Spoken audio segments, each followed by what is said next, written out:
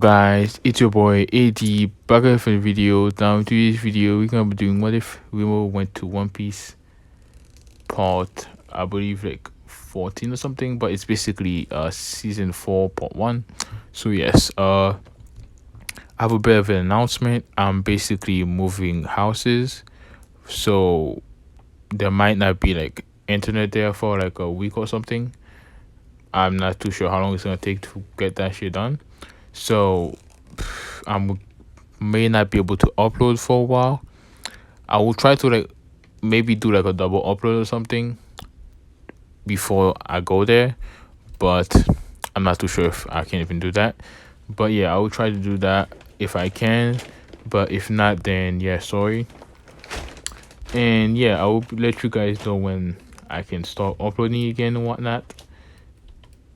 And I'll try to like I don't know, go to a library or some shit and upload from there maybe. But yeah, if I don't upload, that's probably the reason, basically. And yeah, I hope you guys enjoy, and let me know what you guys think about this series so far and any other series I've done, basically. And if you guys are interested, like want me to do a what if series for you, just let me know and I will do that. And yeah, I'll be doing some non-scripted what if soon. So if you guys want me to do one, just let me know and I'll be doing it for you.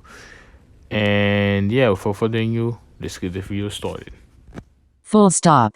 Start. Chapter 15 Don Krieg Pirates. Straw Hats Cook. Over the time that the Straw Hats pirates were traveling on their way, they had found two 24-year-old men who used to do bounty hunter work with Zoro. Their names were Johnny and Yasaku, and the two had joined the crew along the way. Big brother Zoro, come on, let us train with you. Johnny and Yasaku asked Zoro, who was being trained by Rimuru, and it was brutal. Rimuru was only using a wooden sword on him, but she was smacking him hard each chance she got and would heal him afterwards, only to do it all over again. And so Zoro was forced to adapt and not mess up, cause otherwise he would receive those powerful blow. And so the pirates continued to sail until they reached a restaurant on the ocean. On the front it had a big sign saying Barady on it, and so the pirates went into the restaurant with hope of finding a cook for the crew. Hello, I'm Sanji. I will be taking your orders today, said a blonde-haired man wearing a black suit and had a weird swirling eyebrow. Meat. Bring me meat. Luffy screamed, then followed by the rest of the crew, but didn't scream like Luffy did. Right away.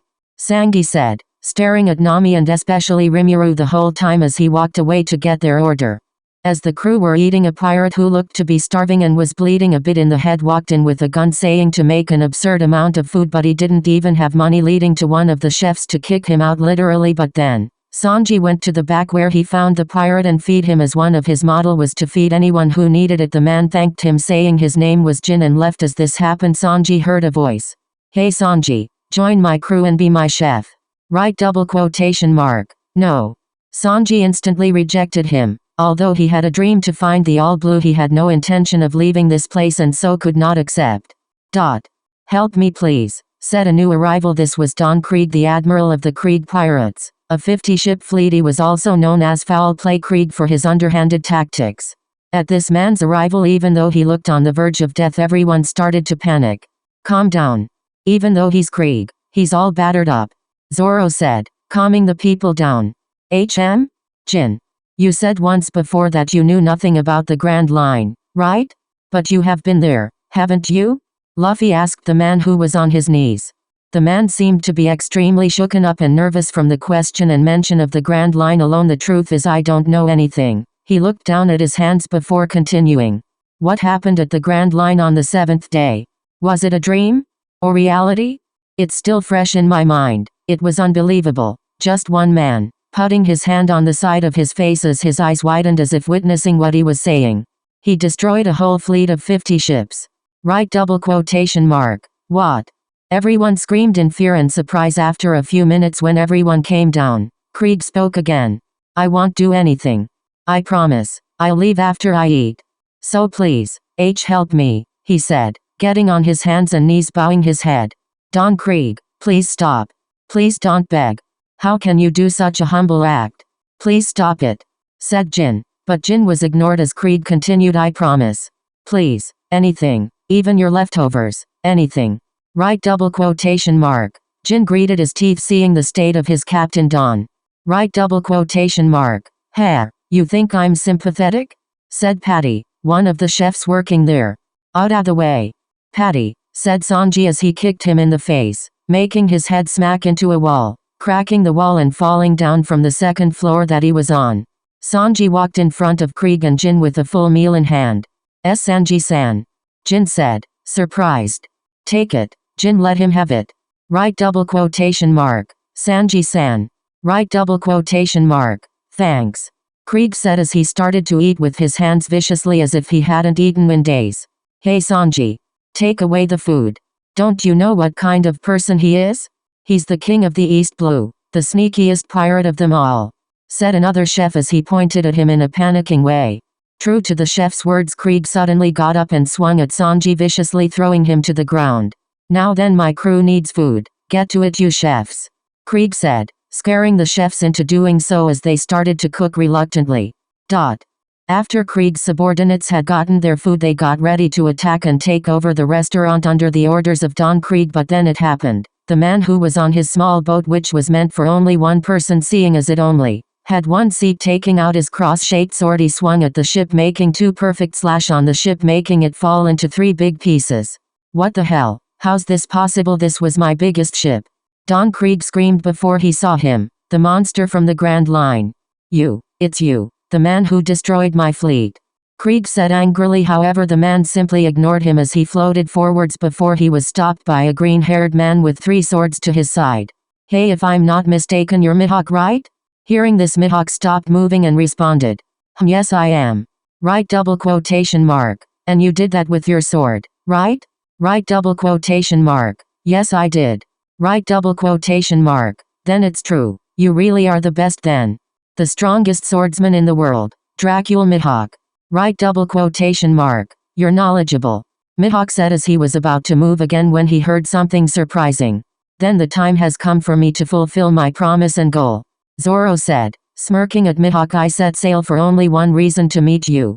Right double quotation mark. "And what is your goal?" Mihawk asked. "To beat you," Zoro said as he tied his head with his green bandana. How foolish," Mihawk responded, smirking. As the two swordsmen got ready to fight Zoro using his three-sword style, Mihawk pulled out a small cross necklace from his neck and pulled the bottom, revealing it to be a small knife. "Funny, what do you think you're gonna do with that?" Zoro asked, more annoyed than amused. "It will be more than adequate. After all, you wouldn't kill a fly with a cannon, would you?" Mihawk asked in a near-bored tone. "I have had just about enough of your attitude. Now you die," Zoro said as he rushed forwards at Mihawk. "You have no idea how big the world really is." Right double quotation mark. "Onigiri," Zoro said, using his signature and strongest technique only for it to be stopped with little to no effort on Mihawk's part, simply putting the knife at the point where the swords connected. "What the?" Zoro said as he was pushed back before rushing back in. I am not that far behind the world's strongest." He started to do multiple attacks which were all stopped with very little on Mihawk's part. Such furious swords play. Mihawk started to lecture him mid-fight before in the end Zoro fell. "What is it then? What weight do you carry on your shoulders? Speak up, weakling." Right double quotation mark. "I have to become the world's strongest swordsman," Zoro said, getting up as he got ready for another attack, only to be stopped when Mihawk suddenly appeared in front of him, stabbing him with the knife. "You are defeated, yet you won't step back. Why not?" Right double quotation mark. "I'd rather die than give up." Right double quotation mark. "A strong heart indeed," Mihawk thought to himself. "No one as strong as you has come around in quite some time, so as a swordsman's courtesy I'll use the word strongest black sword to finish you," Mihawk said, taking out his big cross-shaped black sword. "Thanks, I appreciate it." Right double quotation mark. Three-sword style secret technique 3000 words. Right double quotation mark. "Fall with that." Mihawk dashed at Zoro and they both did their attacks, and with their backs facing each other the two swords in Zoro's hands broke into pieces. Zoro dropped his swords and opened his arms facing Mihawk. "But why? Scars on the back are a swordsman's shame." "Fine," Mihawk said as he smiled, swinging his blade at Zoro. "No matter how many years it takes, I'll hold this title as the greatest in the world and wait for you. Until that day you must own your skills, then seek me out, Rarano Azoro." Right double quotation mark. I swear from this moment on that I'll never lose again. Until the day comes when I defeat him and take his title, Zoro said, crying while holding his last sword up. Mihawk smiled to the side, thinking how this would have been a good time to leave, but still had a mission to accomplish, and turning to the side he saw his target standing at the top of Don's broken ship, Rimuru Tempest, the candidate to be the next member. End of chapter 15. 1. Will Sanji change his mind and join the Straw Hat crew? 2. How strong is Mihawk to gain the strongest swordsman title? 3. Will Zoro ever be able to defeat Mihawk? 4. Will Rimuru and Mihawk fight again? 5. What is Rimuru a candidate for? Full stop. Full stop.